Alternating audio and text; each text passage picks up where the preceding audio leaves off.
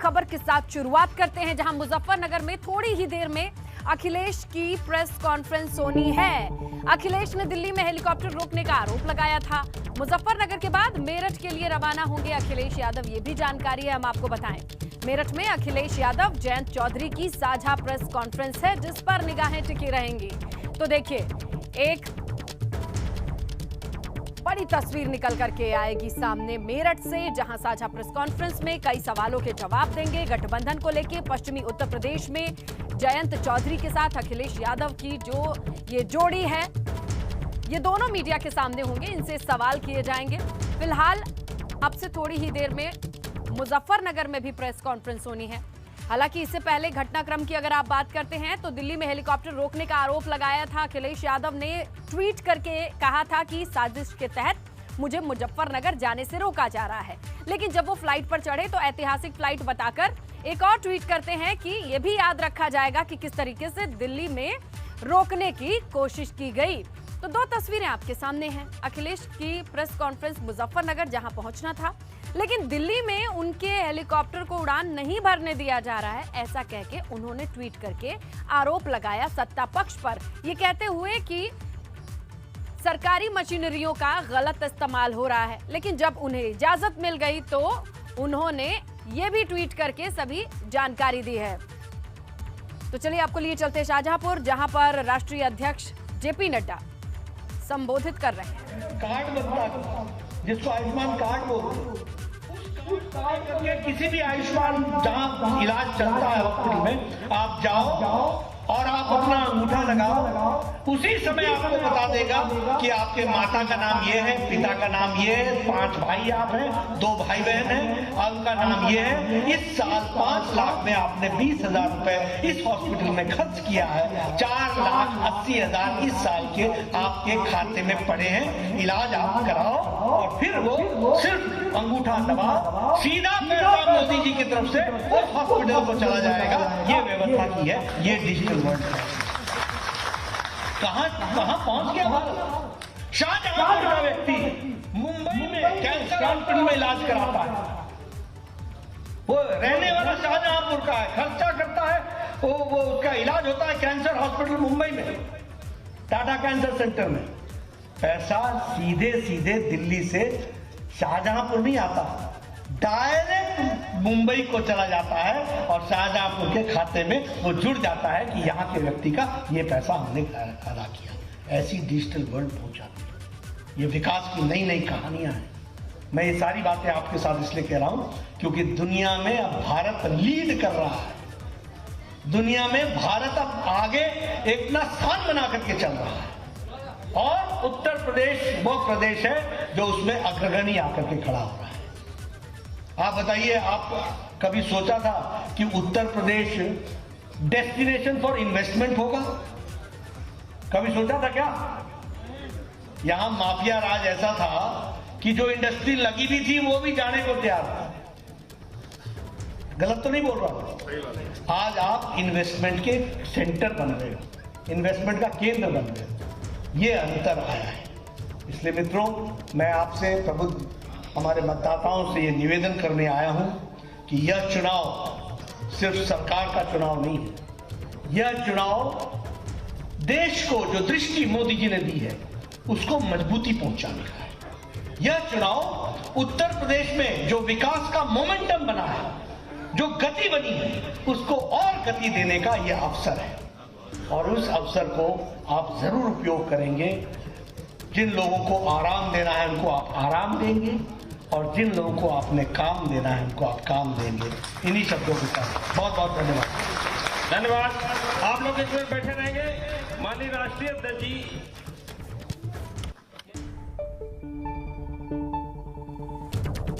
तो शाहजहांपुर में भाजपा अध्यक्ष जेपी नड्डा पहुंचे और वहां पर आयुष्मान योजनाओं की जानकारी देते नजर आए और कहा कि किस तरीके से उत्तर प्रदेश के लोगों ने जो शाहजहांपुर में हैं वो कैंसर हॉस्पिटल में जाकर के इलाज करा सकते हैं, मुंबई इलाज करा सकते हैं और ये सुविधा उन्हें भाजपा के डबल इंजन वाली सरकार में ही मिल सकती है। मुख्यमंत्री योगी आदित्यनाथ आज मेरठ दौरे पर हैं, जहां उन्होंने पहले मेडिकल कॉलेज में कोविड सुविधाओं का निरीक्षण किया।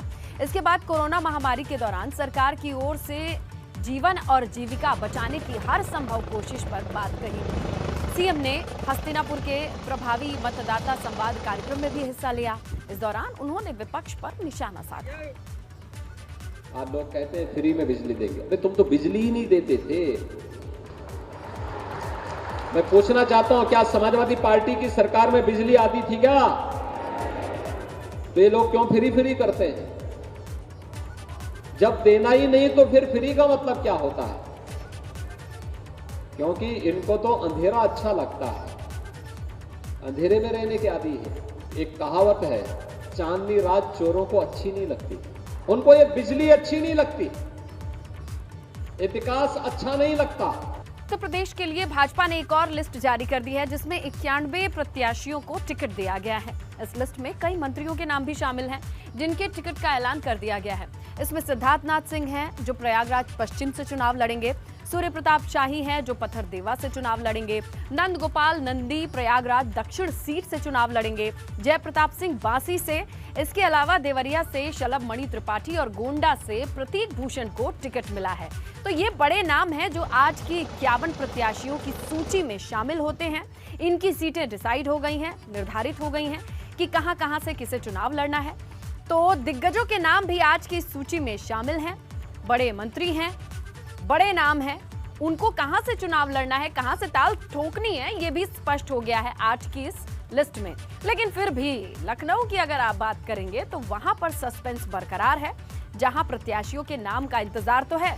चौथे चरण में चुनाव होने तो हैं, लेकिन नाम अभी तक सामने आए नहीं है। आज की सूची में जरूर उम्मीद जताई जा रही थी कि क्या लखनऊ से भी किसी प्रत्याशी का नाम सामने आएगा, तो ऐसा है नहीं।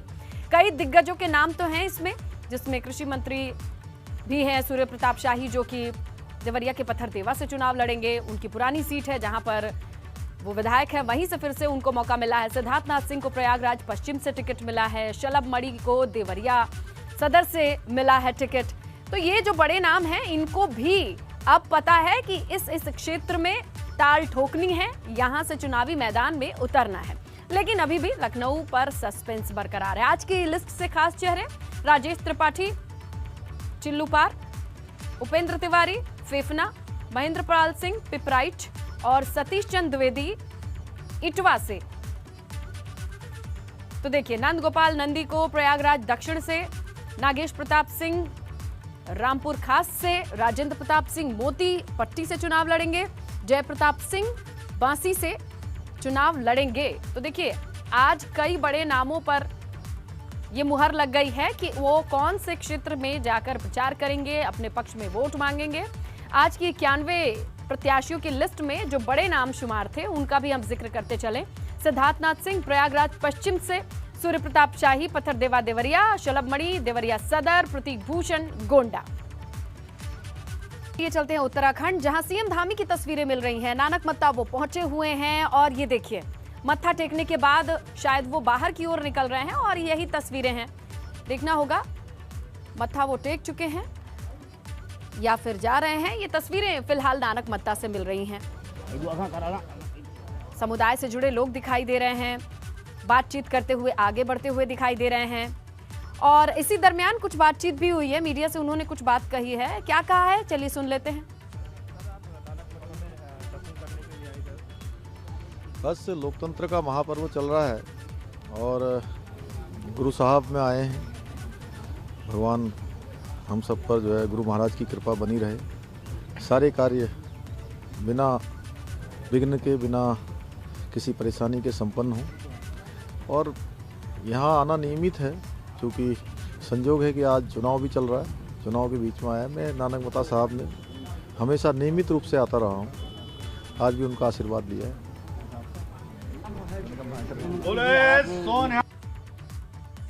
तो सीएम धामी कहते हैं कि नानकमत्ता साहब में उनका विश्वास है, नियमित आते रहते हैं। ये बात और है कि चुनाव का दौर है तो तस्वीरें भी दिखाई दे रही हैं। और गृह मंत्री अमित शाह आज उत्तराखंड के दौरे पर रुद्रप्रयाग पहुंचे, जहां उन्होंने पहले रुद्रनाथ मंदिर जाकर पूजा अर्चना की।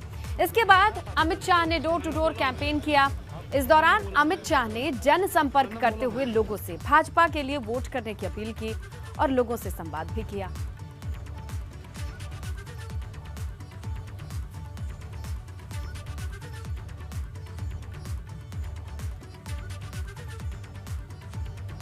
इसी बीच बड़ी खबर मिल रही है मुजफ्फरनगर से, जहां समाजवादी पार्टी के कार्यकर्ताओं का हंगामा। ये खबर आ रही है जहां गठबंधन समर्थकों ने सरकार के खिलाफ नारेबाजी भी की है।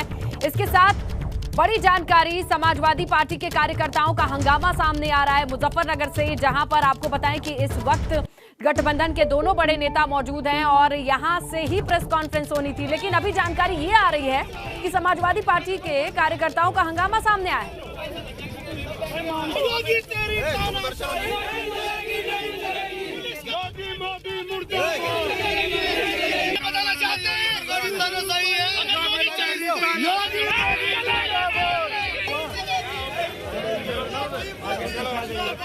सरकार के खिलाफ नारेबाजी की ये तस्वीरें हैं मुजफ्फरनगर से, जहां इस वक्त दो बड़े नेता मौजूद हैं और समर्थकों की नारेबाजी की तस्वीर आपके सामने है।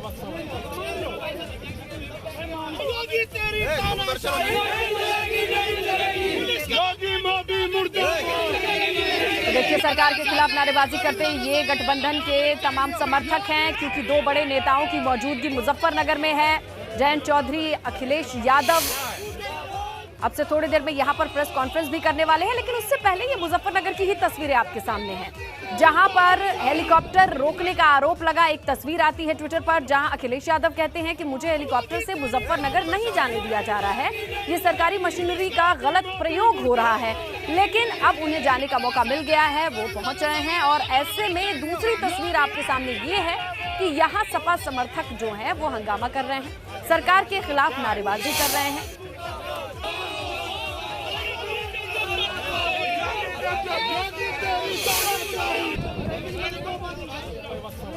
अब ये देखना होगा कि इसी मसले को लेकर ये नाराजगी जाहिर की जा रही है, प्रदर्शन किया जा रहा है, क्योंकि दोनों बड़े नेताओं की मौजूदगी इस वक्त मुजफ्फरनगर में रहनी है। थोड़ी देर में प्रेस कॉन्फ्रेंस भी होनी है, जहां जयंत चौधरी, अखिलेश यादव साझा प्रेस कॉन्फ्रेंस करेंगे। उनकी मौजूदगी में जो प्रत्याशी हैं अपने अपने पार्टी के इस क्षेत्र में, उनके लिए प्रचार प्रसार का कार्यक्रम था। लेकिन बड़ी जानकारी ये आई कि दिल्ली से हेलीकॉप्टर आगे नहीं बढ़ने दिया जा रहा था। हालांकि अब अखिलेश उड़ान भर चुके हैं।